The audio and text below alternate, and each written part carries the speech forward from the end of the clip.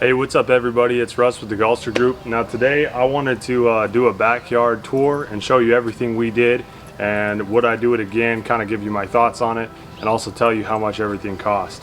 So when we first got this property, it was pretty much a mess in the backyard. The house itself was in great shape. It had been flipped and redone inside, but the yard itself was really lacking. In fact, this area right where I'm standing was where they had to replace the sewer line, and they did that after we investigated the sewer and found that there was actually tree roots from this very tree right here that were impacting the line at about every 3 feet. So they had to rip up this area here. They had to tear out all the grass, sawzall through and chainsaw out a lot of the roots of this tree. The tree ended up being totally fine and it made it through, but the yard was a mess after that because they had piled the dirt aside. It rained, it got muddy, the grass was dead, it was just a lot of weeds. And so in the winter, it was really just a mud bog, and the dogs would run around and bring the mud inside. In the summer, it was so dry that it would just become a dust pit, so they'd run around and the dust would fly everywhere. So it was a mess in all seasons. So we really knew we had to do something. So what we decided to do was scrape down all of the old dirt and grass and weeds. Mostly it was weeds. There was also a lot of trash in here. We rented a bobcat. I'll show you a little bit of that. But we scraped this area down and we took it down about 3 inches. We dumped the dirt in a roll-off green bin. And then what we did is we had Hasty's Capital Sand and Gravel out of Roseville deliver several yards of decomposed granite. And so we put down a weed barrier to try to keep the weeds out, and then we came back in with the bobcat over the same weekend, and we backfilled in all of the decomposed granite. I want to talk about decomposed granite for just a second. We researched a lot of different surfaces and what we could do back here, and we decided that decomposed granite would probably be the best solution for what we were looking for. We wanted something that didn't take watering, wanted something that would drain well, and something that the dogs wouldn't track in the house. So certain surfaces like sand, something that's a little finer, could get in their paws and come into the house and start to scratch up the floors as we vacuum, etc. And so as far as how happy we've been with the decomposed granite, 10 out of 10. It's been the best product we've bought back here. When it rains, it drains really well. When the dogs pee on it, it also drains very well. It's easy to see the dog poop, and so that was also important for us, is to choose a color. There's really only a few colors, but the goldish color that we went with is very easy to see the contrast from dog poop, so you don't step on it, it's easy to clean up. That was important to me for sure.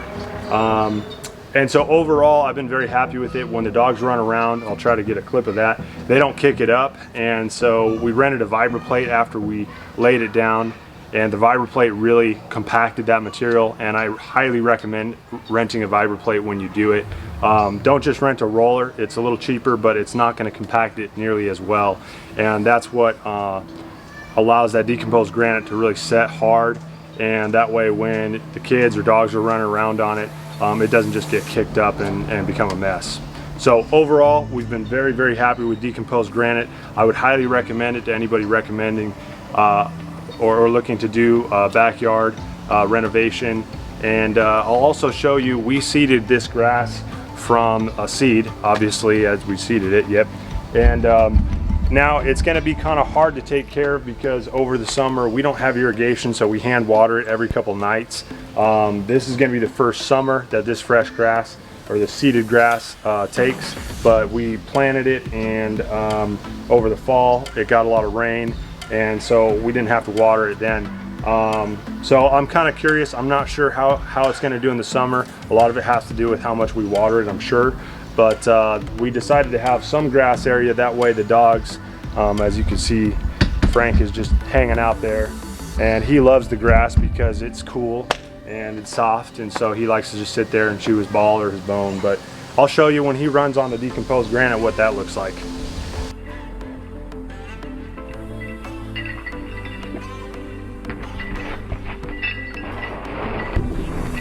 So in addition to the decomposed granite, we bought a lot of Arizona Flagstone, and we got that from Silverado Building Supply down on Highway 16 out by Rancho Cordova area. And the reason we did that is that we wanted something when it rains to be able to step on as a stepping stone. And so we placed various pieces of, it's 1 to 1.5 inch thickness Arizona Flagstone.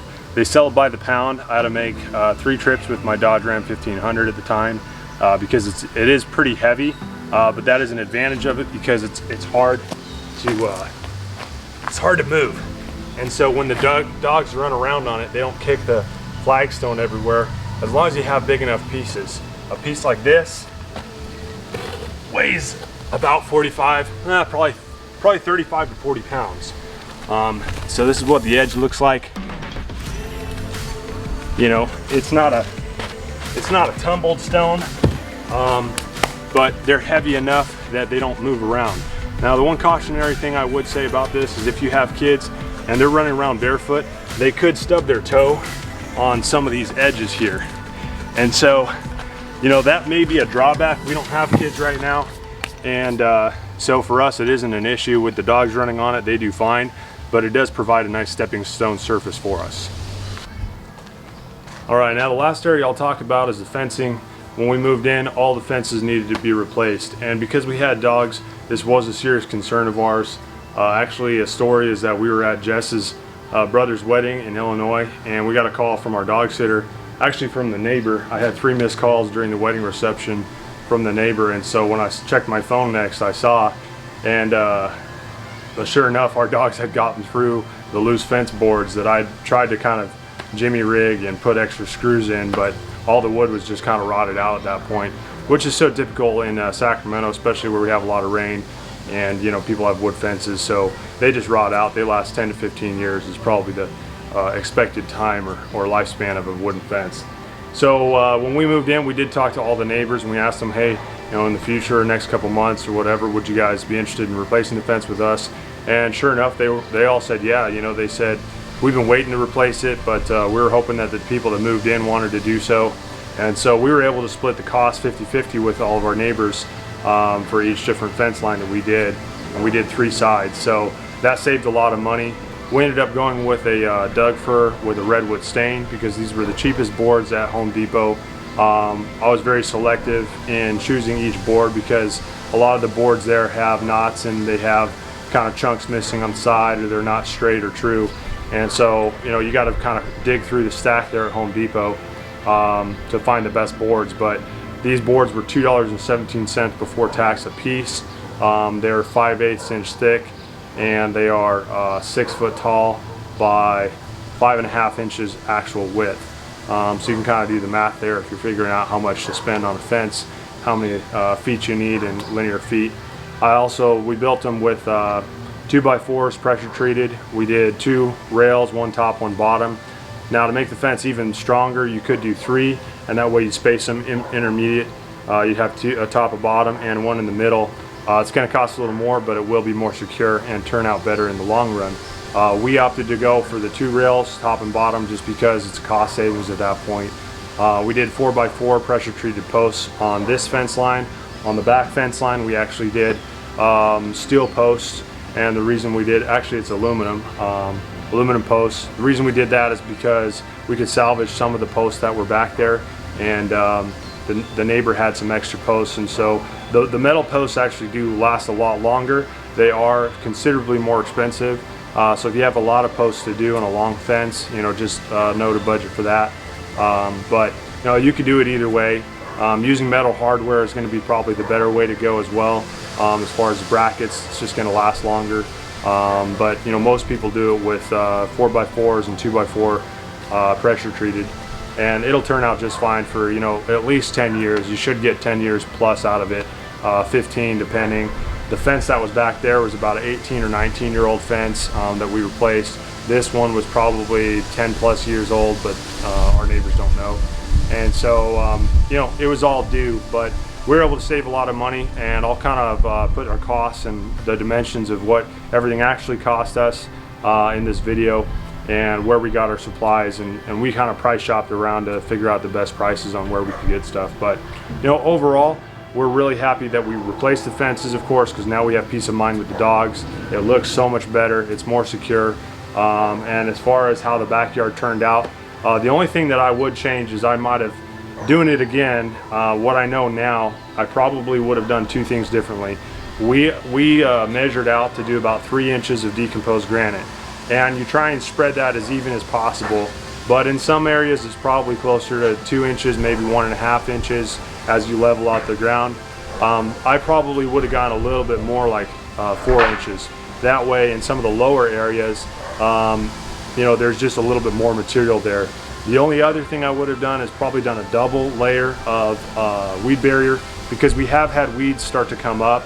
It's not terrible, but you know, weeds are prevalent, and so if I was going to do it again, I would do 2 layers of weed barrier, and I would go a little bit thicker, probably 25-30% thicker on the decomposed granite.